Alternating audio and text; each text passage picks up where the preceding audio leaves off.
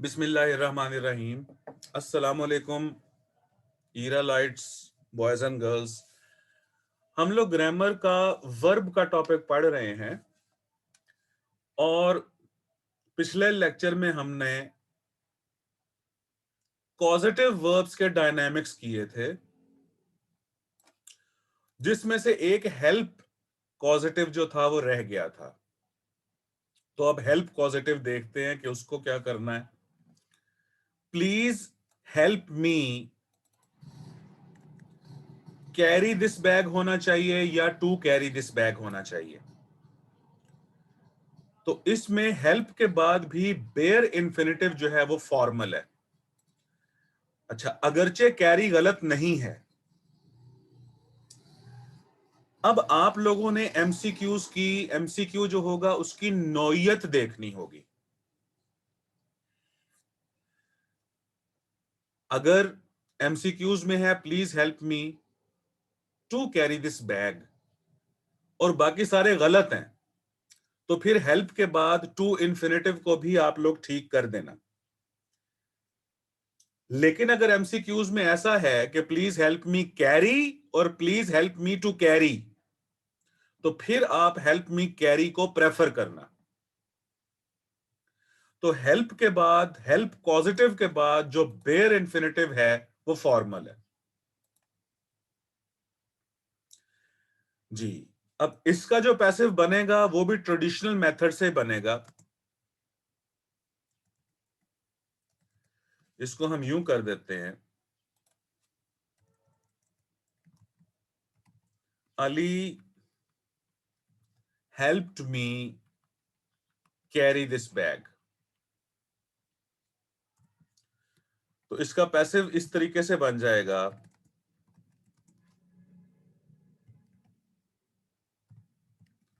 I was helped to carry this bag. By Ali लिखना है या नहीं लिखना कोई इशू नहीं है। मैंने रिकॉर्डिंग स्टार्ट कर दी है, तो लिहाजा अगर डिस्टॉर्शन हो रही है तो आप इसका ना रिकॉर्डेड सुन लीजिएगा फिर। तो इसका मतलब यह हुआ कि हेल्प पॉजिटिव का अगर एक्टिव वॉइस हो तो बेयर इन्फिनिटिव आता है,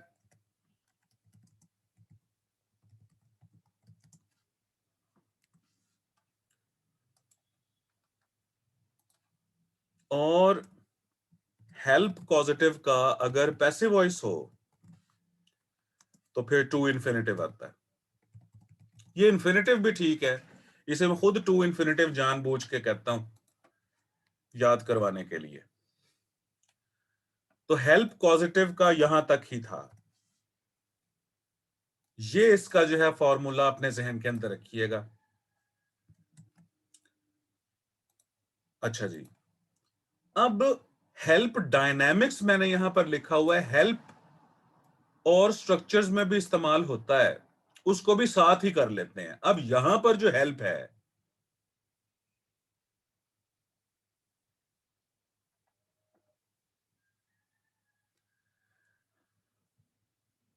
अब यहां पर जो हेल्प है, ये फैजान आखिर में आप सवाल पूछेंगे। एक दफा आप जो हमारा तरीका है ना कि पहले लेक्चर दे देते हैं और उसके बाद में फिर एड में सवालात वगैरह का सिलसिला शुरू करते हैं। और वैसे भी फैजान अरबी मैंने अभी पैसिव वॉइस के ऊपर एक मुकम्मल लेक्चर देना है, तो जब मैं पैसिव वॉइस पे लेक्चर स्टार्ट करूंगा ना तो तब आपको इसका मेथड आ जाएगा कि पैसिव वॉइस बनाते कैसे हैं। ठीक है, डोंट वरी अबाउट इट।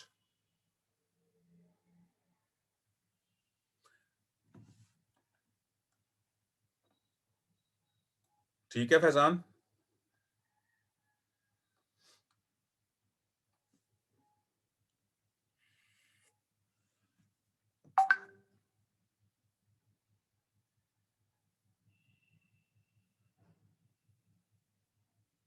अच्छा जी, अब उसके बाद तो यहां पर हेल्प कॉजेटिव के दो ट्रीटमेंट्स हैं। वो देख लें कि हेल्प कॉजेटिव का अगर एक्टिव वॉइस हो तो उसमें बेयर इन्फिनेटिव फॉर्मल है,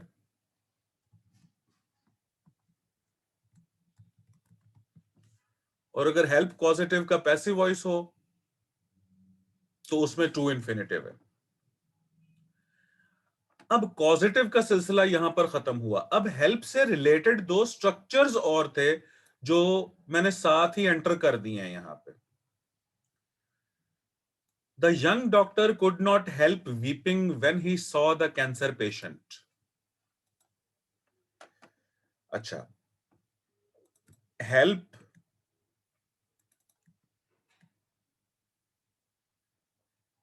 के फौरन बाद जेरंड,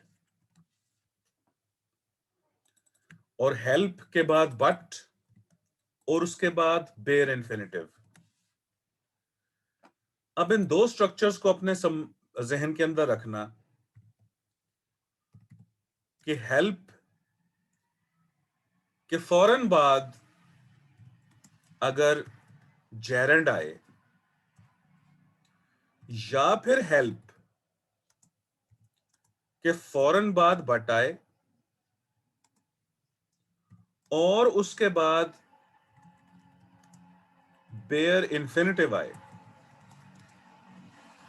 तो इन दोनों की जो सेंसेस होंगी,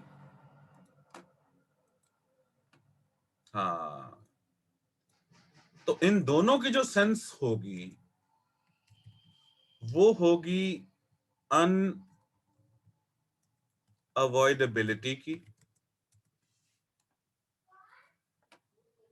नहीं, यहां पे पॉजिटिव नहीं है, या इररेजिस्टेबिलिटी की।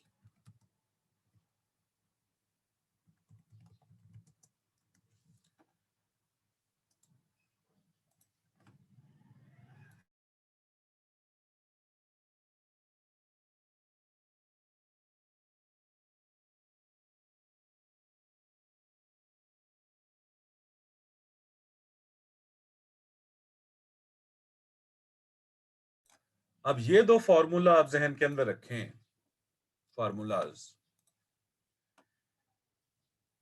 कि हेल्प के फौरन बाद अगर जेरंड आए तो फिर हेल्प का मतलब मदद करना नहीं होगा। या हेल्प के बाद बट और बेयर इन्फिनेटिव आए तो वहां भी हेल्प का मतलब मदद करना नहीं होगा। इसके अंदर दो सेंसेस होंगी, अनअवॉइडेबिलिटी की और इररेजिस्टेबिलिटी की। अब इस सेंटेंस का मतलब यह बनता है कि the young doctor could not help weeping. नौजवान डॉक्टर रोए बिना न रह सका when he saw the cancer patient. या फिर इस सेंटेंस को यूं लिखा जाएगा कि the young doctor could not help but weep. अब एग्जामिनर आप लोगों को किस तरीके से धोखा देगा, यहां पे वो लिखेगा the young doctor could not help weep, ये गलत है। या वो कहेगा the young doctor could not help but weeping, ये भी गलत है।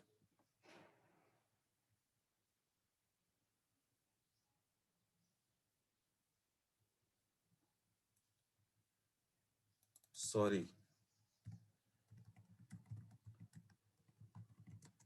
इररेजिस्टेबिलिटी।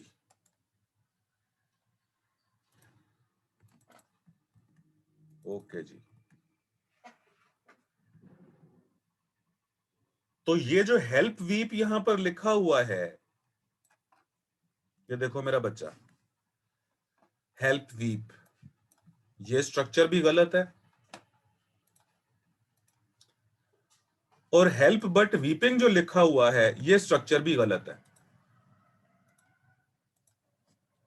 फिर मैं गुजारिश कर दूं कि help as a causative verb का कॉन्सेप्ट यहां खत्म हो गया है।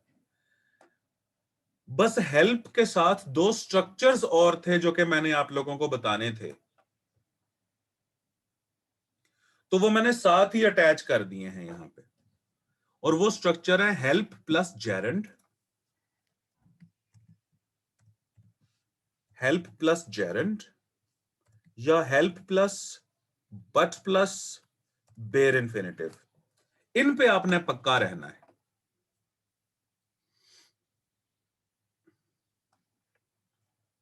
अच्छा जी, और इसके अंदर सेंस होगी इररेजिस्टिबिलिटी की या अनअवॉइडेबिलिटी की। अब ये दोनों ही स्ट्रक्चर्स ठीक हैं, इनमें कोई इश्यू नहीं है। बच्चे फिर ये पूछते हैं कि सर अगर ये दोनों ही स्ट्रक्चर्स आ जाए तो क्या करें? बच्चे कहते हैं कि सर अगर हेल्प वीपिंग भी आया हुआ हो और हेल्प बट वीप भी आया हुआ हो तो क्या करें? अव्वल तो ऐसा होगा नहीं, लेकिन अगर ऐसा होता है तो फिर आप हेल्प वीपिंग को प्रेफर करो। क्यों? शॉर्ट स्ट्रक्चर है, शाबाश। शॉर्टर स्ट्रक्चर को फिर हम प्रेफर किया करते हैं।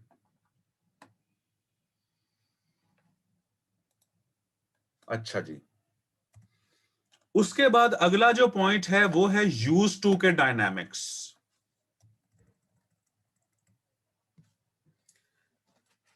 अब यूज टू का जो इस्तेमाल है उसको हम देखते हैं। एक मिनट होल्ड कीजिएगा। हेलो,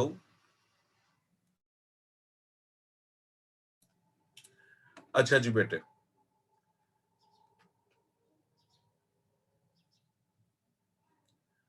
अब यूज टू के 3 स्ट्रक्चर्स हैं, 3 स्ट्रक्चर्स हैं, जरा उनको जहन में रखो।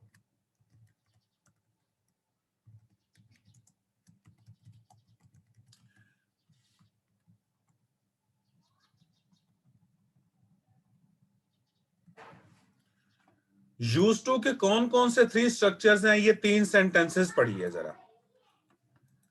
आई use to play video games in my childhood. मैं बचपन में वीडियो गेम्स खेला करता था।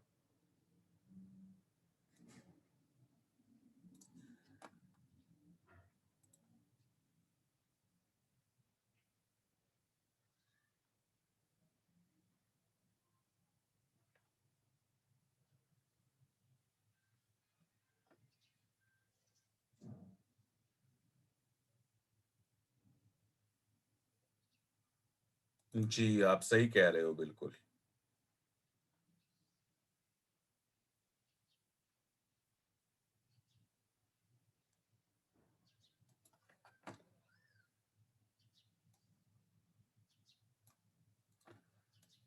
नहीं बेटे, उसका ये है, मैं गुजारिश करता हूं आपसे, अभी एक मैं शेप एंटर कर दूं यहां पे।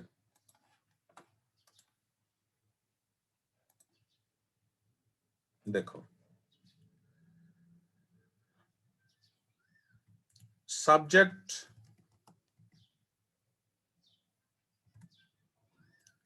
और उसके फौरन बाद use to,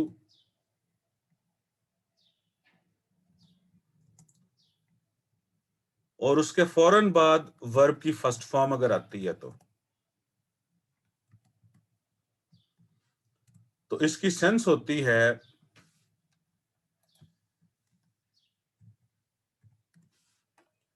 past repeated action की।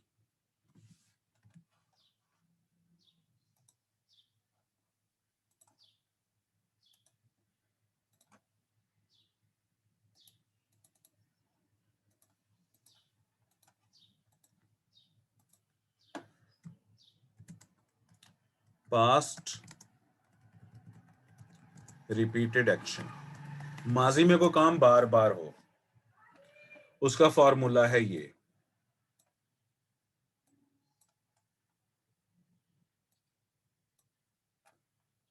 सब्जेक्ट और उसके बाद यूज टू और उसके बाद वर्ब की first form, past repeated action.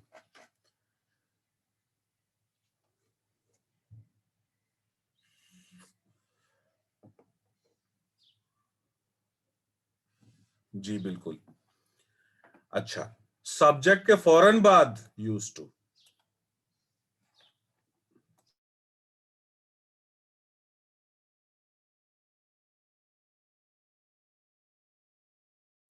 Subject के फौरन बाद यूज टू और उसके बाद वर्ब की फर्स्ट फॉर्म।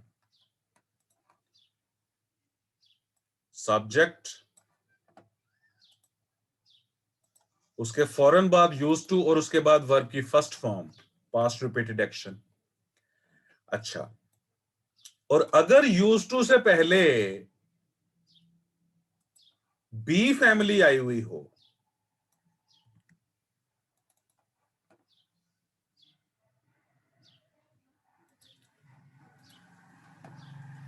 तो फिर यूज टू के बाद जेरंड आएगा। ये हो गया दूसरा पॉइंट। हाँ जी, और आप लोग बिल्कुल ठीक यहां पर कह रहे हो।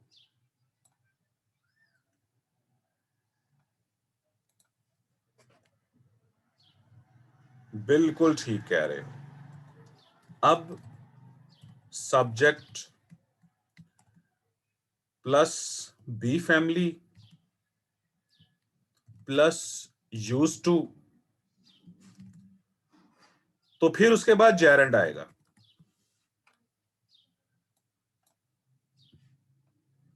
अब जरा इस कॉन्सेप्ट को भी देखिए, दूसरे कॉन्सेप्ट को।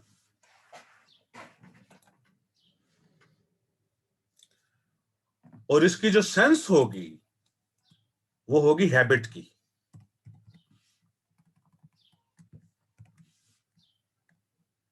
ये देखो जी,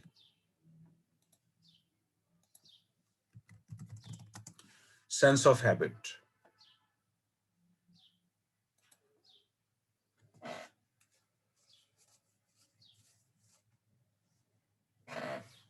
मरियम, हैबिट में सिंगल बी होता है मेरा बच्चा। रैबिट के दो कान होते हैं तो उसमें डबल बी होता है। हैबिट एक ही अच्छी होती है तो उसमें सिंगल बी होता है।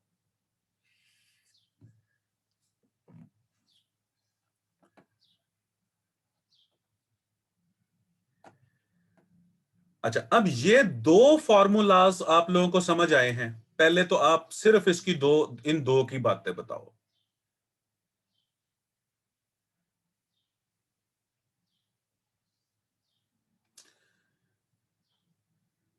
अच्छा, जहां यूज टू,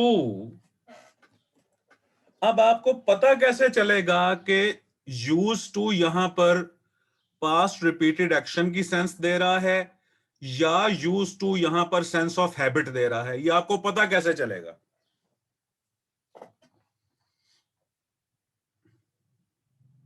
थैंक यू बेटे, thank you very much for reminding me. अच्छा, यूज टू जहां पर पास्ट रिपीटेड एक्शन को शो कर रहा होता है तो वो सब्जेक्ट के फौरन बाद आता है, आई यूज टू। अच्छा, और यूज टू अगर पास्ट रिपीटेड एक्शन को शो कर रहा होता है तो फिर यूज टू की जगह वुड भी आ सकता है।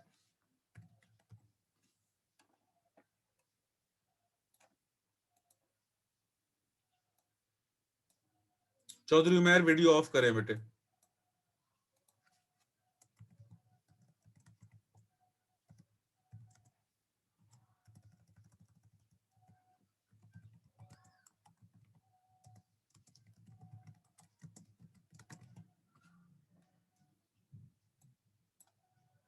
लो जी, would can replace use to.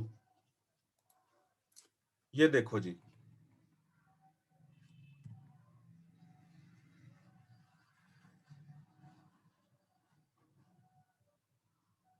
बेटे अपनी अपनी वीडियो ऑफ करो जिस जिसकी वीडियो ऑन है।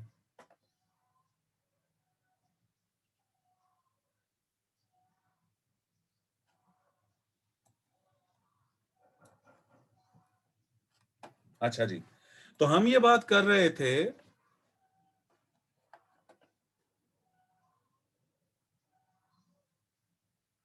जी बिल्कुल, हम ये बात कर रहे थे कि यूज टू जब पास्ट रिपीटेड एक्शन को शो करता है तो यूज टू सब्जेक्ट के फौरन बाद आता है और वुड से रिप्लेस हो जाता है, ये निशानी है इसकी। अच्छा, और जब हैबिट को शो करता है तो फिर उससे पहले बी फैमिली आती है, और बी फैमिली जो है वो प्रेजेंट भी हो सकती है, पास्ट भी हो सकती है। The politicians are used to deceiving, the politicians were used to deceiving, the politicians will be use to deceiving. तो यूज टू से पहले अगर बी फैमिली हो तो फिर आगे जेरेंड आएगा और वो हैबिट को शो करेगा, और हैबिट जो है वो उसके लिए कोई टेंस की कैद नहीं है।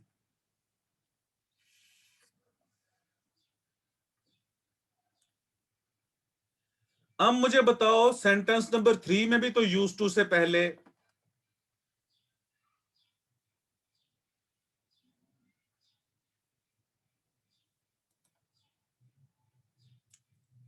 सेंटेंस नंबर 3 में भी तो यूज टू से पहले बी फैमिली मौजूद है, फिर इसके बाद जेरेंड क्यों नहीं आया?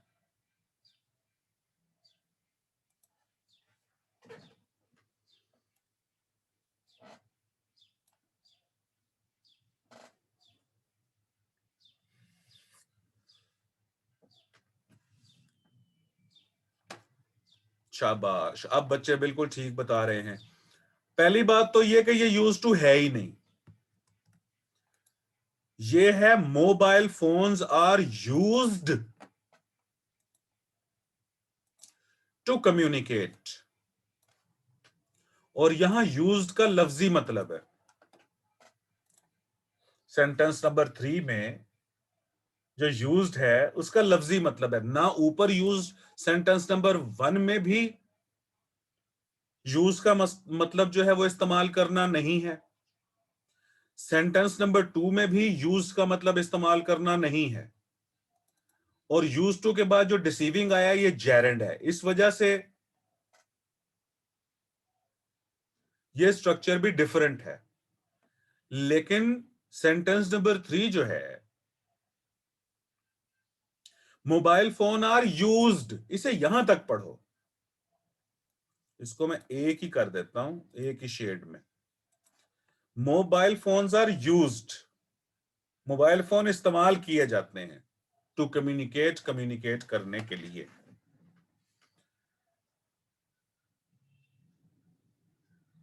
अच्छा जी, हाँ, इसमें असल यूज की सेंस है।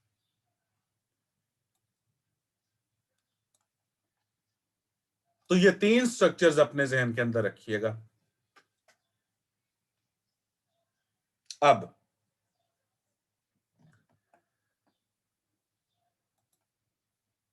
बेयर इन्फिनेटिव का यूज हम स्टार्ट करते हैं। बस थोड़ी सी बातें रह गई हैं, ये वर्ब का लेक्चर भी कंप्लीट हो जाएगा। अब हमने देखना है कि बेयर इन्फिनेटिव कहां कहां आता है, the use of bare infinitive.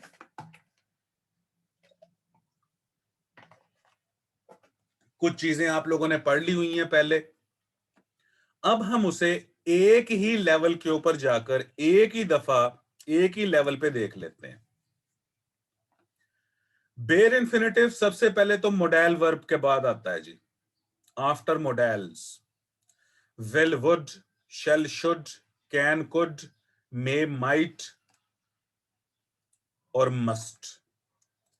I can help, I could help। उसके बाद बेयर इन्फिनेटिव का दूसरा जो पॉइंट है, हेल्पिंग वर्ब्स के बाद आता है। और कौन से हेल्पिंग वर्ब्स? डू, डज और डिड। इसके बाद भी बेयर इन्फिनेटिव आता है। पहले हम कहते थे कि वर्ब की फर्स्ट फॉर्म आती है, अब हम कह रहे हैं कि बेयर इन्फिनेटिव आता है। सिर्फ टेक्निकल वर्ड यूज कर रहे हैं हम बस। He does not help, he did not help. अच्छा, तीसरा पॉइंट बेयर इन्फिनेटिव कहां पर आता है? After sensuous action verb. I saw him come और आई हर्ड हिम सिंग। ये भी हमने पहले पढ़ा था ना बेटे?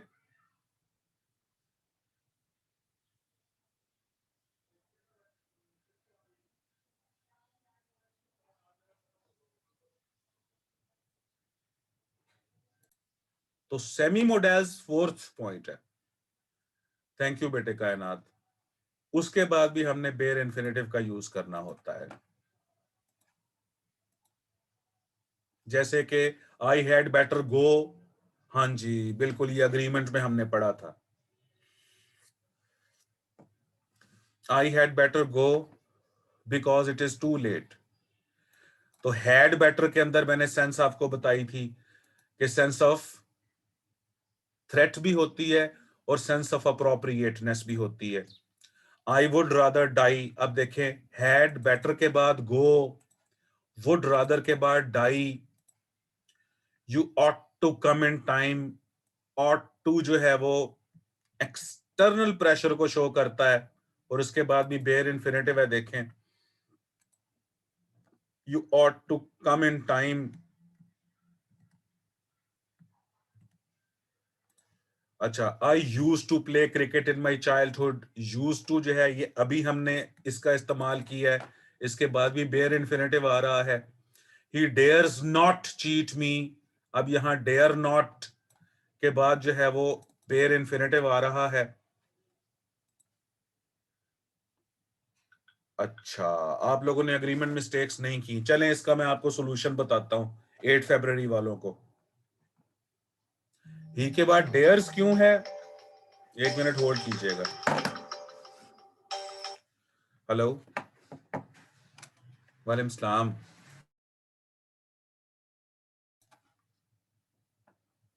अच्छा, तो आप लोगों को ना मैं इसका तरीका बताता हूं एग्रीमेंट मिस्टेक का। यू नीड नॉट वरी, अब देखें नीड नॉट के बाद भी बेयर इन्फिनेटिव आया है।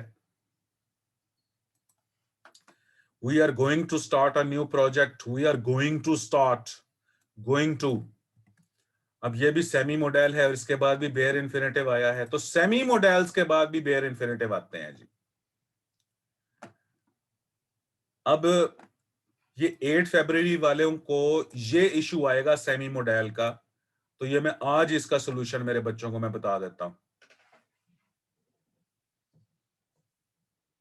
बेटे ही के बाद एस या एस का इजाफा करना है ना। अगर आई होता तो डेयर होता, आई होता तो गो होता, ही होता तो गोज होता। इसी तरीके से आई होता तो डेयर होता, तो अगर ही है तो फिर डेयर्स है।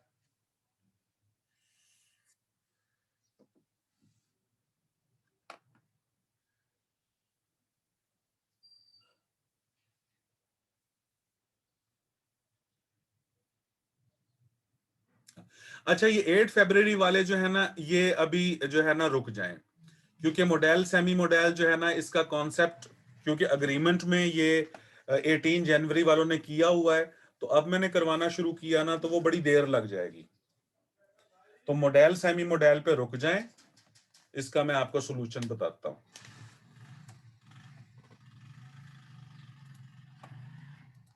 ठीक है, चलें। अच्छा, बिड, बेड, बिडन और लेट,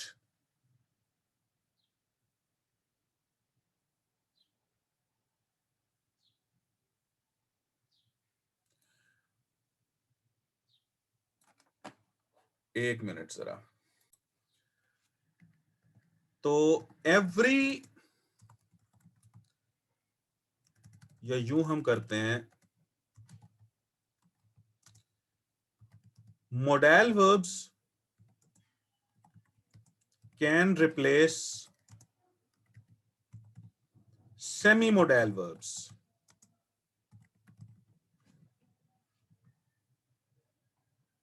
ये एक यहां पर नोट ऐड कर लो आप लोग।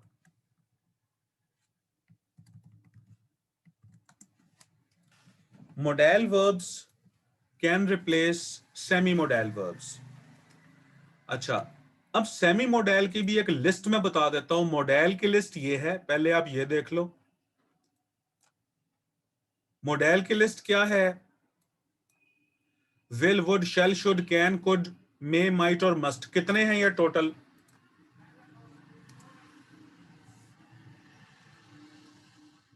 हाँ इरम, बिल्कुल ठीक है, ये 9 है। ये 9 मॉडल है। और सेमी मॉडल की भी फुल लिस्ट मैं यहां पर लिखवा देता हूं। Had better, would rather, had rather, ought to, used to, dare not, dare need, going to।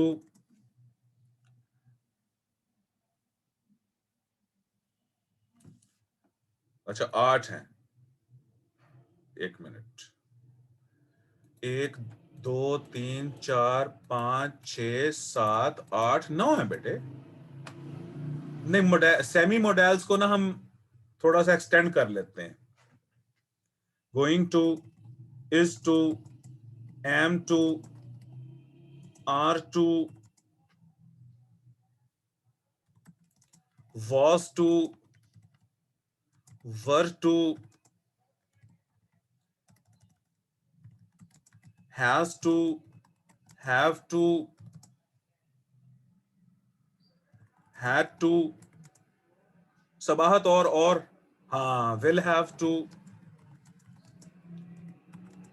और shall have to। अब बताओ कितने?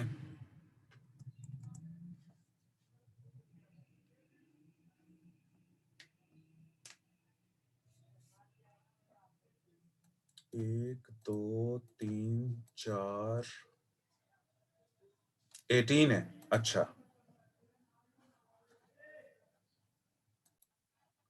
तो हम ये बात कर रहे थे कि टोटल 18 सेमी मोडेल वर्ब्स हैं, और ये जो 8 फरवरी वाले हैं इनको मैं लिंक सेंड करता हूं आज, ये मोडेल वर्ब्स वहां पर पढ़ें, और फिर 8 फेब वालों की ही एक क्लास सेपरेट रख लूंगा मैं अग्रीमेंट के ऊपर। अच्छा, हम बात कर रहे थे कि 18 सेमी मोडेल वर्ब्स हैं, और इनको ये रिप्लेस हो सकते हैं मोडेल वर्ब्स के साथ। अच्छा, उसके बाद बिड, बेड, बिडन, पांचवा पॉइंट, और लेट। बिड, बेड, बिडन और लेट। लेट को भी यहां से हटाते हैं, एक मिनट। ये देखो जी, और इसका मतलब है यहां पर हुक्म देना। बिड ये वो वाला बोली वाला बिड नहीं है, इसका मतलब है यहां पर हुक्म देना। इसके बाद भी बेर इन्फिनेटिव आता है। My teacher bed me go, bed और उसके बाद गो, यहां पर बेर इन्फिनेटिव आ गया।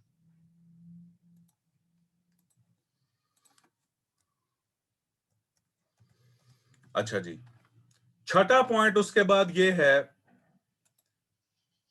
कि कॉजेटिव वर्ब्स के बाद भी बेर इन्फिनेटिव आते हैं। वो कौन कौन से कॉजेटिव वर्ब्स हैं, जरा अगर वो आप मुझे लिखवा दो तो। मेक कॉजेटिव का एक्टिव वॉइस हो, हैव कॉजेटिव का एक्टिव वॉइस हो, लेट कॉजेटिव का एक्टिव वॉइस हो, और हैव सॉरी हेल्प कॉजेटिव का, हेल्प कॉजेटिव का एक्टिव वॉइस हो। तो इन चार केसेस में इन्हें इकट्ठा क्यों ना लिखते? मेक, हाँ जी, मेक के बाद हैव के बाद लेट, और लेट के बाद हेल्प।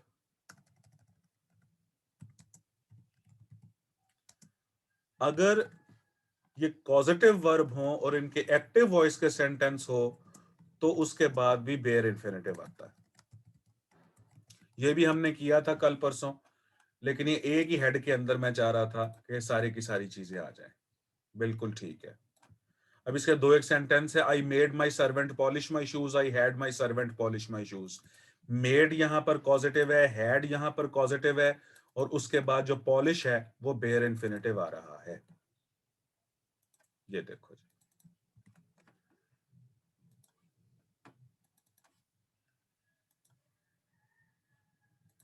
6 पॉइंट हो गए। सातवां पॉइंट है इन सबजंक्टिव मूड।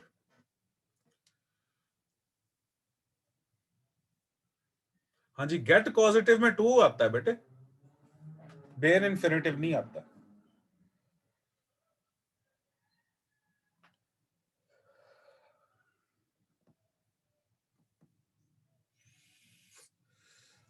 हाँ जी मोहम्मद अवैस, बिल्कुल ठीक लिख रहे हो आप। लेट का मतलब इजाजत देना होता है बेटे।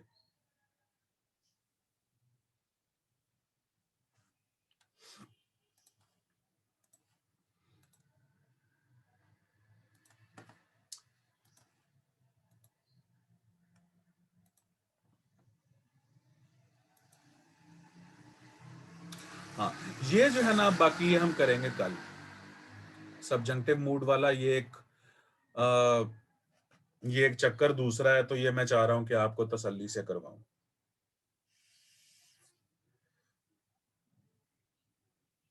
इरम थैंक यू मेरा बच्चा, बहुत बहुत शुक्रिया बेटे। इरम कह रही हैं सर थैंक यू, ग्रामर को इस तरह अरेंज कर दिया है आपने, जजाकल्ला बेटे। बस इस तरह बस चीजों को याद रखेंगे हम। तो आज हमने, हमारा जो टॉपिक चल रहा था, वो टॉपिक चल रहा था कि बेर इन्फिनेटिव कहां कहां आता है। जजाकल्ला बेटे।